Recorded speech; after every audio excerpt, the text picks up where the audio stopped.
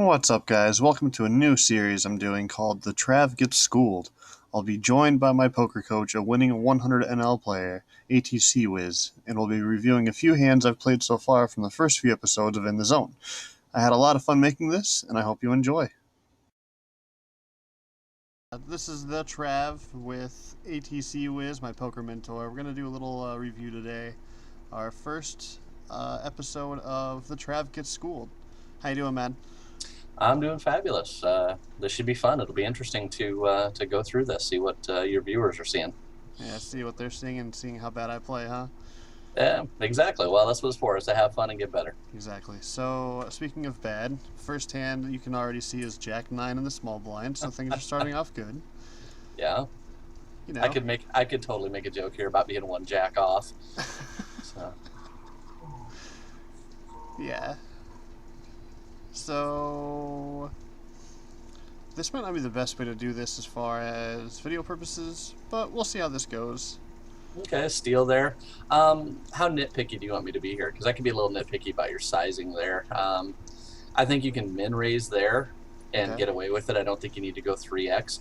The sample sizes that I've been working with, now granted they're not large sample sizes on zone poker, but everything else says most of your players are very inelastic from the blinds, and if you min raise there, you risk less and they fold the same amount. They're just looking at their cards and deciding whether or not they want to play. So I think you could go ahead and do that, or if you think that they're more on the calling station side and you think it's more for value, then up your sizing. Okay. So we get top pair here. Okay. And this is a little bit blurry, but I bet 18 into a pot of 18 into 29. Yeah. I'm good with that. I'm good with That's that. right. I mean, I felt like he's going to have just a crazy wide range here, and I just wanted to charge him for any draws he had. I didn't really think he would have, like, ace-jack and just flat, maybe. Well, that's always a possibility. He's got ace-jack, king-jack, queen-jack, something along those lines. But if he's got, one or two clubs here, he's calling with naked overcards, certainly, because he's got, backdoors and gutters. He might even call with a naked ace here. He might call with a single 9 or a 10 looking for a backdoor there. I mean, there's so many things that he can call here with. I expect him to call with 4s, 5s, 6s, 7s, 8s, 9s, 10s. Right. All those things. Okay. I expect you to have a very wide range here that he's going to call with. So far, I'm on board. Okay. And then he takes his time and raises here. So you've worked with me for a while now, and if there's one thing I do or don't do, what is it? You don't fold. There we go. But that's okay. So the first thing I'm going to have here is, do we have any stats or reads on this? And zone, I'm sure we don't. I've got nothing. I just have like it's not scientific. It's not even researched by me, but I just have a feeling like a lot of times when someone has deeper than a starting stack, they either were a fish and sucked out, or else they're actually a good player. That's the only two things you really have going with you. Right. I'm not, without getting too much into the math here, I'm not inclined to fold here. It's possible he's sitting there with 3s. It's possible he's sitting there with 8s, and he could have a bigger jack, but it's really doubtful, especially considering all of the draws that are out there that he could be raising with. And in position, I would expect a draw to raise here a lot. I mean, he could be doing this with as little as 9, 10 off suit and no flush draw, but he could certainly be doing this with a hand like ace 3 suited. Right. So, I mean, I'm not inclined to fold just yet. I'd probably just call this. I don't think I want to pop it and get it back in here and build a big pot. But I'm going to call here, and, it's one of the worst things in poker I hate to do on the turn. His sizing is not particularly massive. It doesn't scream, I have a monster and I'm betting for protection. Right. It's just kind of, I have some equity and I'm going to raise you. And I don't really know what I'm doing. So I don't like his sizing there, and I think this is probably a worse player as opposed to a better player. Okay. I think if this is a better player and he's sitting there with 3s or 8s, he's gonna make this like 65, 70 cents here. I don't think the min raise screams competency here. Right, and I was just gonna say there's no point to me in raising either. I mean, we're only gonna get called by worse hands from that point. Yeah, there's no reason to raise here, because if you raise here, he's gonna shove, and that's Right. Okay. And if he is on a draw or a bluff, don't interrupt your opponents when they're making mistakes. Yeah, exactly. So I think I do just that. I think. Hey, look at me. Just click it, Trav. There you go. That's not a very good card for you. No. Because in multiple ways, it brings another flush draw on the board, but Jack 10 just got there, Queen 9 just got there, 7-9 got there. But the really bad part about this is that it gave you an open-ended straight draw plus top pair, which means you're probably not going to be folding here to any reasonable size bet. Or non-reasonable. Or non-reasonable, as the case may be. Right. I would think anything, I'd probably call anything here in the 70-75 cent range. If he pots it, I might have to consider laying it down, but even then, knowing you, and knowing me, being that this is zone and as low as it is, I'd probably call a pot size bet here and see the river. And I think I do just that, I believe. Oh, it went check. I forgot that. He checked it. He checked it. Oh, interesting. So I know we've talked many times. If your opponent checks, bet. Yes, if your opponent checks, you need to be betting at the absolute very next opportunity. Now the only question you have to ask is yourself, okay, first off, we know he doesn't have a monster at this point. Right. Unless he decided to raise us with like Queen 9, caught his gutter on the turn, and is for some inexplicable reason slow playing it. We have to assume he has a pair, some type of a pair hand or a weak draw hand that didn't get there, something that he's afraid of. That he just doesn't want to do. It's possible he had an 8 and he was raising you with an 8. So the question here now is, if he's got a jack here, I think he would have bet the 10 or bet the turn. So I don't think that's really it. It's possible that he's got an 8. It's much more likely that he was on some sort of a flush draw. 9s could even be in there, 7s. I mean, it could be, he's got total air. He's got so much stuff in there. So the real question you have to ask yourself is, if you bet this, do you get better jacks to fold? And can you get calls from worse jacks? Jack 10, obviously, as you beat Jack 9, you're chopping with. Jack 8, you're destroyed by. So you got to think he's called with Jack 7, something along those lines. I still like a stab here. I mean, you can check call here and allow him to bluff whatever garbage he might have, and that's a viable line. That's something that I would do at higher levels, but at lower levels, you really just can't expect these guys to bet for you. Right. But yeah, as one of my rules is whenever they check, I am betting. And in this situation, I would bet pretty big. I think I went the route, I believe. I think I check called, I think. Like I said, that's the line that I would take at higher levels because so many players are going to stab at this, and you do have some showdown value there. Wow. Yeah. Yeah. I go ahead. For that reason right there, because you can't trust these lower level players to bet for you, is why I much prefer a bet on the river. Because it's possible that he just can't lay down his 3-4 clubs or whatever he had there. Right. And you'll see them show up with 6s here all the time. Right, and they're still going to call it too a lot of the times. Absolutely. Yeah, that's. I think it's better. I think it's better down here at like 5NL to be bet folding than it is to just get away from all the value we just lost. Right. If you're at 50 no limit, 100 no limit, sometimes even 25 no limit with a good read on somebody that's got position on you that is just going to stab. If you check, I mean, you check called, or you check the turn, he checked it through, you checked again on the river, so you're not indicating that you've got a monster. He's going to go ahead and stab there a lot if he's any type of a player. So, right. But yeah, earlier on, I think we established just by his sizing that this guy wasn't a good player, and that's why we should be betting the river. And that's something I definitely have to take into account, especially on these anonymous tables, is just find signs if they're good or bad, even right early from the beginning of the hand, and then apply that later on in the street. Right. Exactly. It's something you've got to look at. I mean, sit there and ask yourself that question. If I had a set here, would I be raising that small on a wet board? And the answer is no. You'd be raising big. Right. All right. So not as bad a hand as I was expecting. I think you did miss out on a little bit of value, though. I actually pre-selected which hands and which order so that we could start off with the good note for you. So nice. Okay, so they get better as we keep going. All right. Yeah, so let's check out this shit show here. Excuse me. Tell me you just fold here. Well, let's be honest. Would I be showing you me just folding? I know, but but hold on. But wait, there's more. Okay. No, I'm just joking. Yeah, this is an automatic fold for so many reasons, but the least of which is even if you hit, you're going to run into extraction problems here. You're out of position with a really weak offsuit Broadway hand against an under the gun raise and a call. This just does not look good for anybody involved here. Because if you hit a queen, you know, you're gonna lose 2, maybe 3 streets of value. Because if you spike a queen, you're obviously not folding to a C bet. You're probably not gonna fold to a turn bet.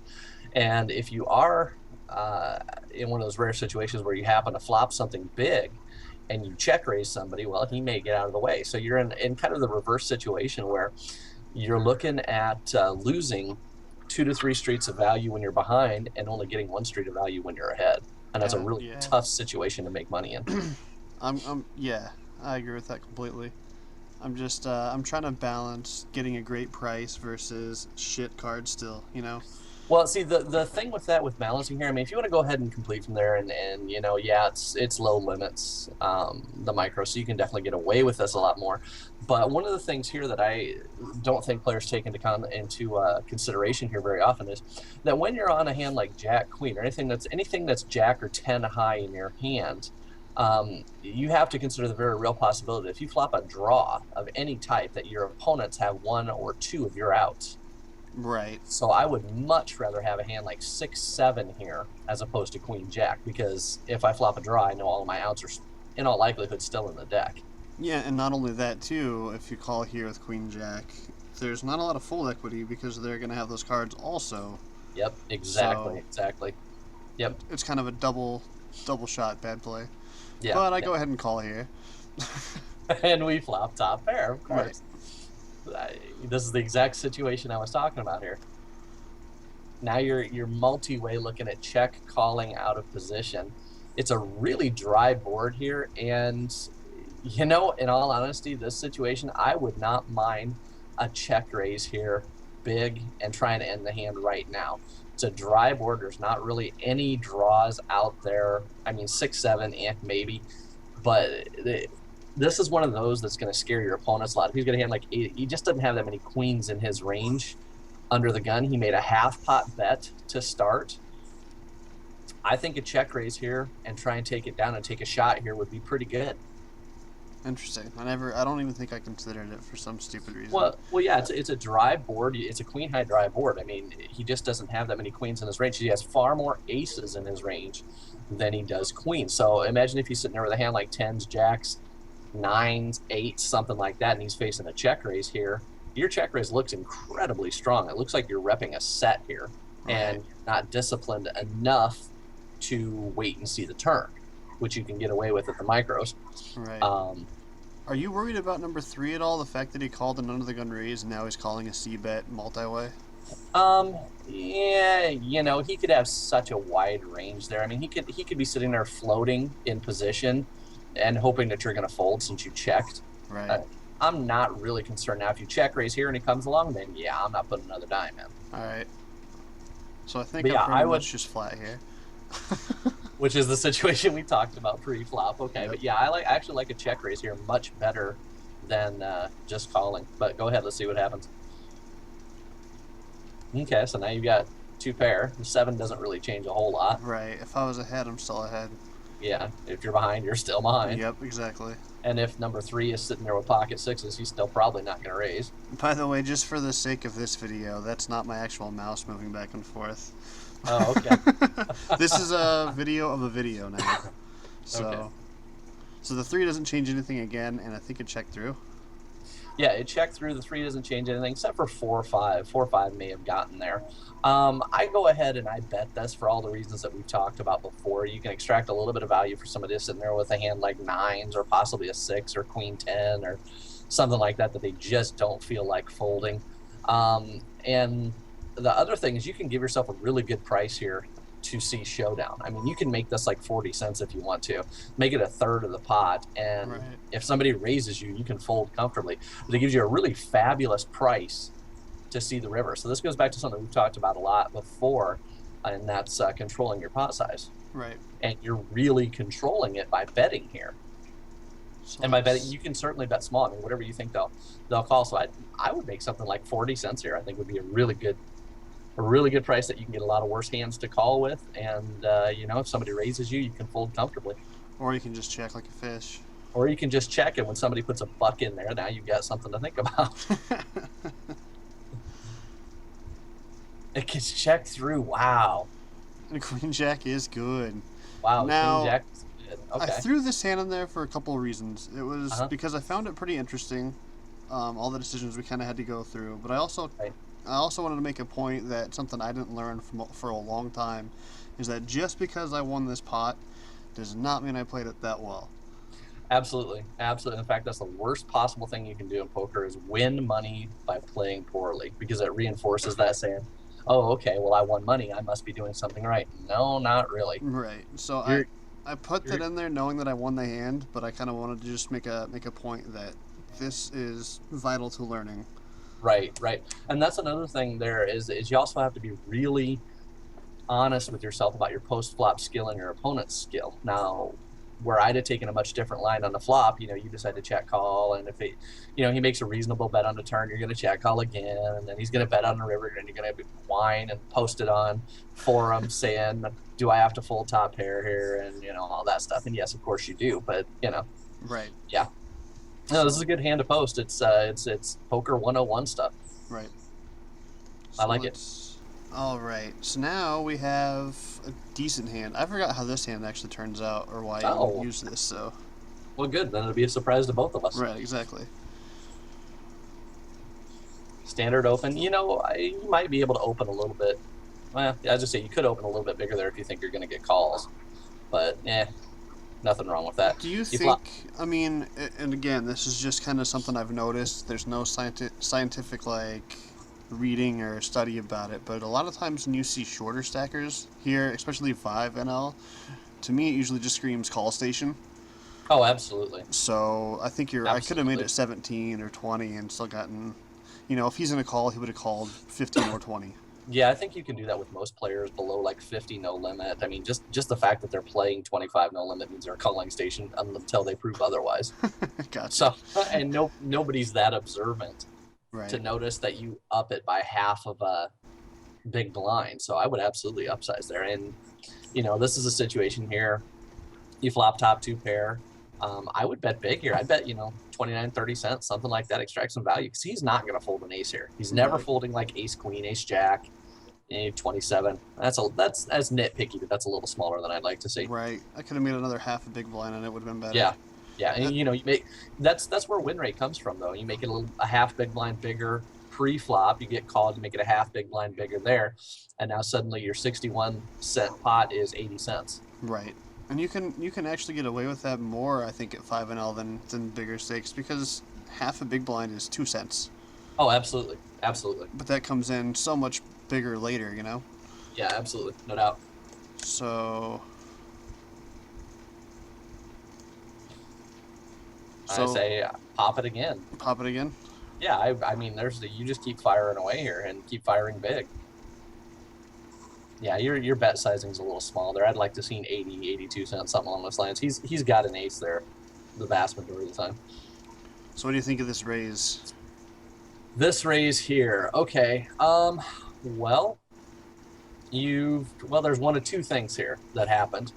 Either he has pocket threes and he's a horrible player and didn't raise you on the flop like he should have.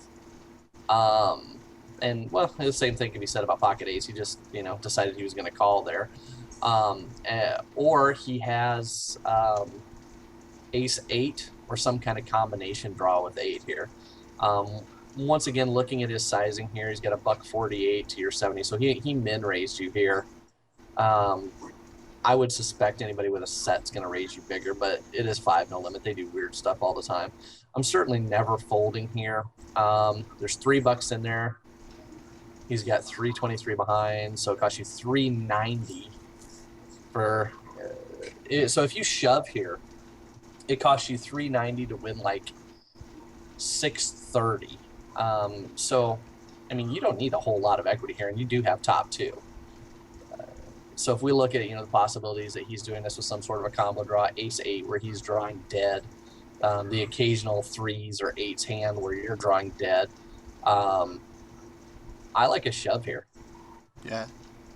Yeah, I like a shove here. You got top two pair. If he's got threes or eights, it's one of those things where you're going to pay him, and there's a lot of cards that can come on the river that he might be able to bluff effectively and get you to lay down ace king here. Right. So this is a situation where if you're beat, pay the man, tip your hat. That's about it. Okay.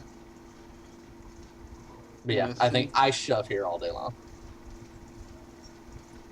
I think I tank, because I think actually I'm playing 2 tables, so I think I actually had another decision on a different table, and I just jammed. Yeah, I jammed there too. Yeah, and then I sucked out, but... And you suck out. Well, yeah, that happens. That happens. That's, But I mean, of all the hands you could have, still, I don't think it was terrible by any means. No, it's not terrible because of the other hands that he could have. And his sizing was he's a bad player. There's no two ways around it. He's a bad player. On that flop, he should have raised you on the flop. Right. Had he done that, then you might have said, okay, this is a little bit better player here. But he's not. He's a drooler. He's certainly doing that with ace eight. There's other things he can do. And if we pull out Flopzilla and actually run the numbers, I think that play was more than justified there. Okay. Because of his 2-pair combinations, his draw combinations, stuff like that got there. Right. And the funny thing about that is up at Commerce a couple years ago, I had that exact scenario happen with the exact same hands. I flopped top 2-pair on that exact same board, and he had pocket threes. And we ended up getting it in, and I did not catch the ace on the river. See? But it's so funny that you brought it up as the same hand. But yeah, I jammed then and I jam now. All right. So I just run better than you, is what you're saying. You run a lot better than I do. You run a lot better than I do. But if you pull up Flopzilla and put in the range of hands that he has, I bet you've got 40% equity on average. Right. At worst, you think? I mean. Yeah. Yeah. Okay, so we got ace king suited here, and short stacker under the gun opens and gets called by somebody there. I think so. Go ahead with your thought process here, and I'll tell you what mine is. I was gonna say, I think this is the one I sent you that I wasn't really sure. This is one of the spots that really kind of confused the hell out of me at this point. Is the under the gun razor, short stacked, like it just. Like, something in my brain just stops working. Like, do I start worrying more about his stack size and his range and worry less about everyone else? Like, if I raise it here, I want to get it in against him just because he's so short. Like, any two cards absolutely. I'm okay with. But absolutely. What's my thought process against 1, 6, 5, and 3? Okay, well, 3 we're not really concerned about, but even if we are concerned about 3, there's a really cool little trick, and I don't think I've ever talked to you about this, that we can make sure that 3 can't shove on us. So when you raise here, you want to raise to like 75 cents, okay, something like that. Something that ensures that number 2 is going to shove, and when he shoves, that finishes the betting. Right. Because number 3 cannot re-raise. He's only going to have the option to call there. And then you'll see a flop if you're concerned about that. Obviously, if you 3-bet here and one of the guys behind you shoves, that's one of those where you're going to kind of sigh, probably push the fold button, and then cry about it later. Right. Because ace-king, even suited, just doesn't fare that well when somebody cold 4-bets them at the micros. Right, exactly. At, say, 50 no limit or above against certain opponents where they're more aggressive, it's a slam dunk, get it in. Right. But in this situation, yeah, I think I would 3-bet it to, like, I don't know, 72 cents, something like that, so that when the number 2 player shoves on you, nobody else can reopen betting. It locks everything else. Okay. That's what I would, that's kind of my thought process there. And I have no problem stacking against number 2 here. Oh, look at that. Look at that. I know that wasn't your thought process, but... Then I backed it off. I got scared. And then you back it down to 67. It's like, no, he would make it 72. I have to make it 67. And then we wait for it. But this is something that's really good thought process to go through. And that's one of those things that your viewers should watch very closely also, is having a plan for everything before you actually make the raise. Right. How do you like them apples? You know what happens. You really can't get your money in. You can't get it in much better than that. Ace King suited versus 9 Jack suited. I mean, you've got him destroyed on a flush draw. Yep. And you know, you got your money in good, and that's the best you can do. It happens. Yep. It happens. Yeah. Make sure you have a plan for all of those eventualities behind you, and that makes things so much easier when you do that work away from the tables, so that we can come back and say, okay, I know I'm going to raise here, but I'm folding to further aggression. Right. And then the hard part's sticking with it. I've actually started to get the planning down now, and you're 100% right. It's the following through with it now is what's kicking my ass. Yeah, it absolutely is. I mean, that's the hardest thing in poker, because you go through and say, okay, I know I'm supposed to do this, but you know what? I just don't want to. All right, so that's a totally standard raise here. I'd actually, the zone poker that I've been playing, especially at lower limits, I min raise this. Min raise. Yeah. Interesting. Okay. Why not? For the same reason we do from every place else, it doesn't change anybody's continuation ranges. I have been doing a little thing where, since no one knows who the hell I am, I don't know who they are. I've been doing usually 3x, and then just once in a while I make it like 2.5 instead of 3 for hands like this. Yeah. Kind of the same reason as min raising, but I don't know if there's any psychological difference between min raising and 2 more cents. You know. For them, I mean. Yeah, for them, I don't think it matters. I think everybody's inelastic at this level, so.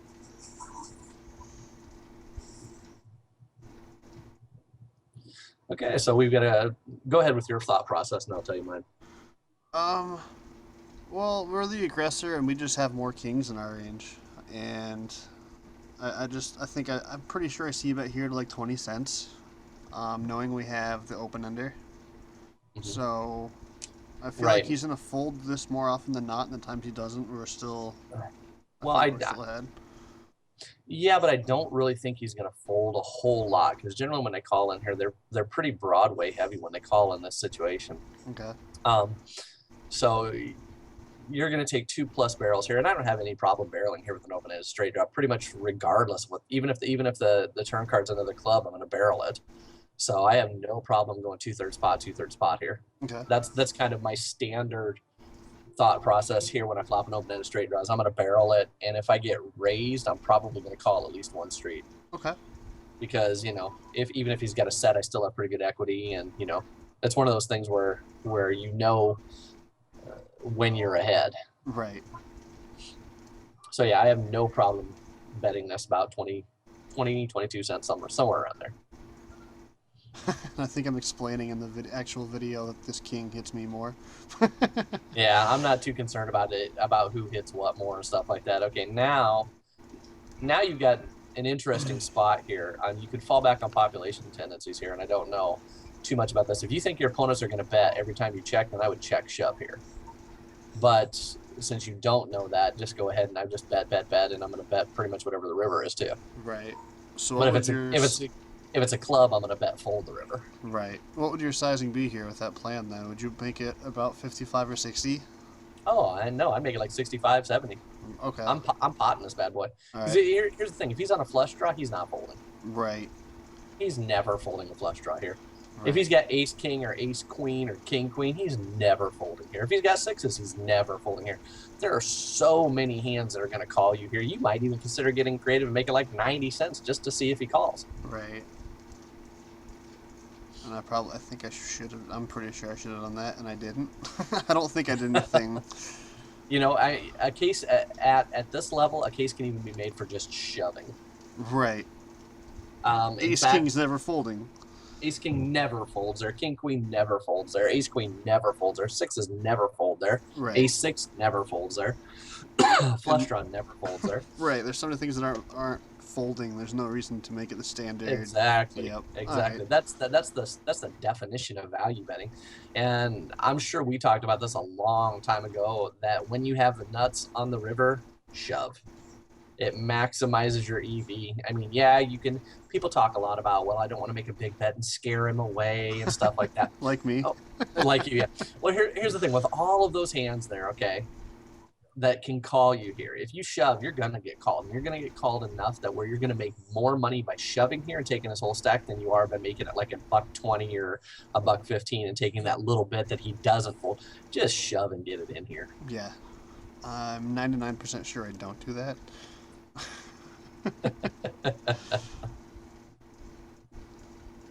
Yeah, if he turns over 2 pair, you should just smack yourself upside the head.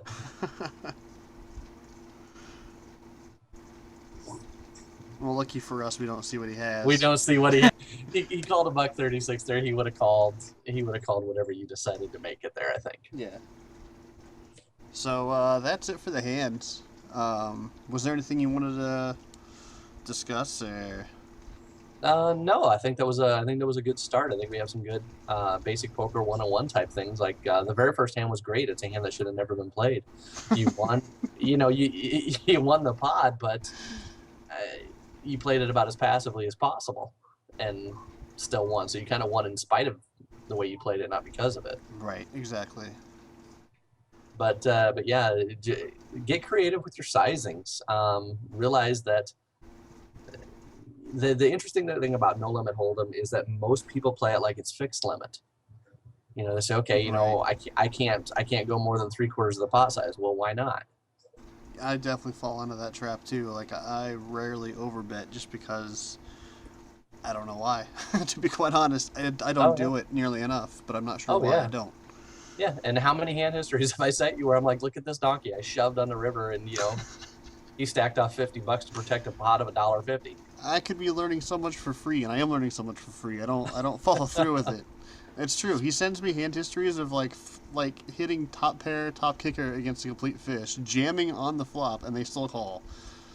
Oh yeah, it happens all the time, and it's just and when people talk about adjusting to your opponents, that's what they're talking about. Right. And meanwhile, I'm betting 2/3 on pretty much every video and stream I've ever done. So. Yeah. Your opponents just are not paying that much attention. They're not good enough to even understand what your bets mean. Just when you have the nuts on the river, just shove. Right. Don't think about it. Just shove. Yep. All right, man. I really appreciate you stopping on the show. This is going to be a regular thing, probably 1 or 2 times a week for us to do. So if you guys have questions, want a couple hand histories answered, send them our way. We'll take a look at them. Oh yeah, absolutely. Anybody wants to send anything in, we will be more than happy to take a look at and criticize. But feel free to, let us know if you have any comments, questions, moans, groans, aches, pains, gripes, or complaints. Yep, agreed. ATCWIZ, thank you so much for stopping on. We'll talk to you probably next week. Not a problem. Enjoyed it. Have a good one, man.